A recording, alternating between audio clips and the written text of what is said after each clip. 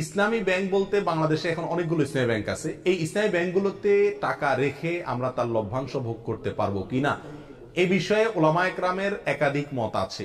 কিছু ওলামা একরামের গবেষণা অন্তে তারা বলেন যে ইসলামী ব্যাংকগুলো আমাদের দেশের পরিসরে কেন্দ্রীয় ব্যাংকের অধীনে থাকতে হয়, দেশের প্রচলিত নিয়ম কানুন মেনে চলতে হয়, যার কারণে এবং অনেক ক্ষেত্রে সদিচ্ছার অভাব বা ঘাটতি থাকার কারণে পরিপূর্ণ ইসলামিক না। যেহেতু পরিপূর্ণ ইসলামিক না, অতএব সেখানে টাকা রেখে সেটা লভ্যাংশ খাওয়া জায়েজ হবে না। এটা হলো কিছু আলেমদের মত।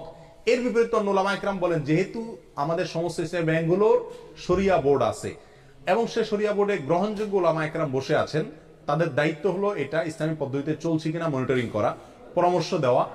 তো সেক্ষেত্রে ওলামা একরামের এই শরিয়া বোর্ডের উপরে আস্থা রেখে তারা কি করছেন না করছেন ওই দায়িত্ব আমার না। আমি ওলামা একরামের শরিয়া বোর্ডের প্রতি আস্থা রেখে সেখান থেকে লভ্যাংশ খেতে পারি। দুইটা মত পেলাম কিনা?